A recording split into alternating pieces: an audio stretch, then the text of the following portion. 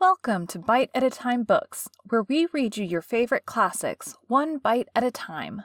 My name is Bree Carlile, and I love to read and wanted to share my passion with listeners like you. Today we will be continuing The Secret Garden by Frances Hodgson Burnett. Chapter 22. When the Sun Went Down. When his head was out of sight, Colin turned to Mary. "Go and meet him," he said, and Mary flew across the grass to the door under the ivy. Dickon was watching him with sharp eyes. There were scarlet spots on his cheeks, and he looked amazing, but he showed no signs of falling. "I can stand," he said, and his head was still held up, and he said it quite grandly. "I told thee thou coulda as soon as thou stopped being afraid," answered Dickon, "and thou stopped." "Yes, I've stopped," said Colin. Then suddenly he remembered something Mary had said. "Are you making magic?" he asked sharply. Dickon's curly mouth spread in a cheerful grin. "Thou's doing magic thyself," he said.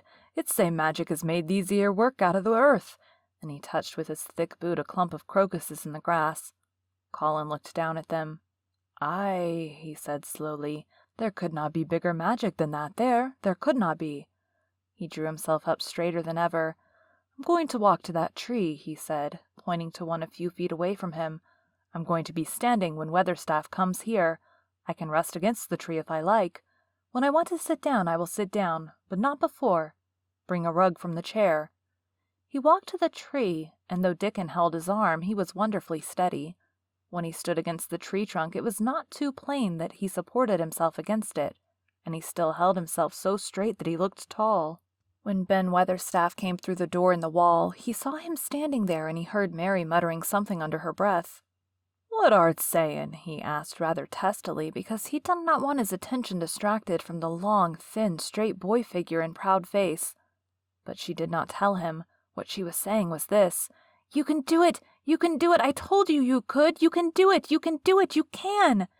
She was saying it to Colin because she wanted to make magic and keep him on his feet looking like that. She could not bear that he should give in before Ben Weatherstaff. He did not give in. She was uplifted by a sudden feeling that he looked quite beautiful in spite of his thinness. He fixed his eyes on Ben Weatherstaff in his funny, imperious way. "Look at me," he commanded. "Look at me all over. Am I a hunchback? Have I got crooked legs?" Ben Weatherstaff had not quite got over his emotion, but he had recovered a little and answered almost in his usual way. "Not the," he said. "Nowt o' the sort. What's tha been doin' with thyself, hidin' out o' sight and lettin' folk think tha was a cripple and half-witted?" "Half-witted?" said Colin angrily. "Who thought that?" "Lots o' fools," said Ben. "The world's full o' jackasses brayin', and they never bray nowt but lies. What did tha shut thyself up for?" "Everyone thought I was going to die," said Colin shortly. "I'm not." And he said it with such decision, Ben Weatherstaff looked him over, up and down, down and up. "Tha'll die," he said with dry exultation. "Nowt o' the sort. Tha's got too much pluck in thee. When I seed thee put the legs on the ground in such a hurry, I knowed tha was all right. Sit thee down on the rug a bit, young mister, and give me thy orders." There was a queer mixture of crabbed tenderness and shrewd understanding in his manner. Mary had poured out speech as rapidly as she could as they had come down the long walk. The chief thing to be remembered, she had told him, was that Colin was getting well. Getting well. The garden was doing it. No one must let him remember about having humps and dying. The Rajah condescended to seat himself on a rug under the tree. "What work do you do in the gardens, Weatherstaff?" he inquired. "Anything I'm told to do," answered old Ben. "I'm kept on by favor, because she liked me." "She?" said Colin. "The mother," answered Ben Weatherstaff.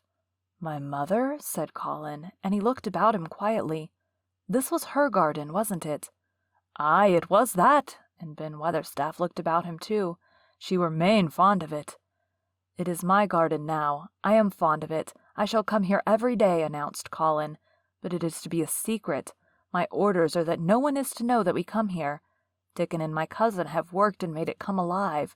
I shall send for you sometimes to help, but you must come when no one can see you." Ben Weatherstaff's face twisted itself in a dry old smile. "I've come here before when no one saw me," he said. "What?" exclaimed Colin. "When?" The last time I was here, rubbing his chin and looking round, was about 2 years ago. But no one has been in it for 10 years, cried Colin. There was no door. I'm no one, said old Ben dryly, and I didn't come through the door. I come over the wall. The rheumatics held me back the last 2 years. That come and did a bit of prunin', cried Dickon. I couldn't make out how it had been done. She was so fond of it, she was, said Ben Weatherstaff slowly. And she was such a pretty young thing. She says to me once, Ben, she says, laughing, if ever I'm ill or if I go away, you must take care of my roses. When she did go away, the orders was no one was ever to come nigh, but I come, with grumpy obstinacy, over the wall I come, until the rheumatics stopped me, and I did a bit of work once a year. She gave her order first. I wouldn't have been a wick as that if I had done it, said Dickon. I did wonder. I'm glad you did it, Weatherstaff, said Colin. You'll know how to keep the secret. Aye, I'll know, sir, answered Ben, and it'll be easier for a man with rheumatics to come in at the door. On the grass near the tree, Mary had dropped her trowel. Colin stretched out his hand and took it up. An odd expression came into his face, and he began to scratch at the earth. His thin hand was weak enough, but presently, as they watched him, Mary with quite breathless interest, he drove the end of the trowel into the soil and turned some over. You can do it, said Mary to herself. I tell you, you can. Dickon's round eyes were full of eager curiousness, but he said not a word. Ben Weatherstaff looked on with interested face. Colin persevered. After he had turned a few trowelfuls of soil, he spoke exultantly to Dickon in his best Yorkshire. The said is that have me walking about here same as other folk, and the said that have me digging. I thought thou was just leeing to please me. This is only the first day, and I've walked, and here I am digging. Ben Weatherstaff's mouth fell open again when he heard him, but he ended by chuckling. He said, that sounds as if tha'd got wits enow. Thou'rt a Yorkshire lad for sure, and thou'rt digging too. How'd thou like to plant a bit of something? I can get thee a rose in a pot. Go and get it, said Colin, digging excitedly. Quick, quick! It was done quickly enough indeed. Ben Weatherstaff went his way, forgetting rheumatics. Dickon took his spade and dug the hole deeper and wider than a new digger with thin white hands could make it. Mary slipped out to run and bring back a watering can. When Dickon had deepened the hole, Colin went on turning the soft earth over and over. He looked up at the sky, flushed and glowing with the strangely new exercise, slight as it was. I want to do it before the sun goes quite down, he said. Mary thought that perhaps the sun held back a few minutes, just on purpose. Ben Weatherstaff brought the rose in its pot from the greenhouse. He hobbled over the grass as fast as he could. He had begun to be excited, too. He knelt down by the hole and broke the pot from the mold.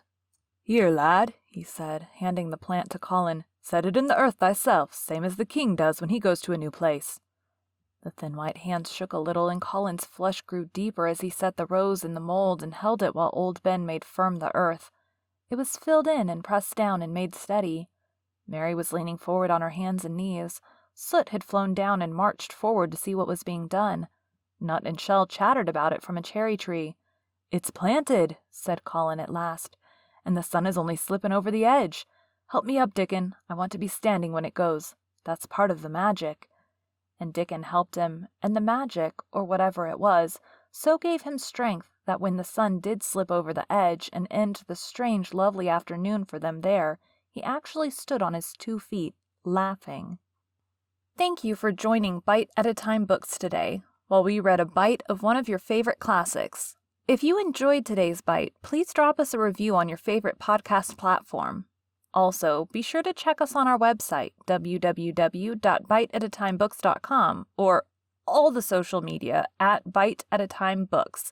Again, my name is Bree Carlile, and I hope you come back tomorrow while we take the next bite of The Secret Garden.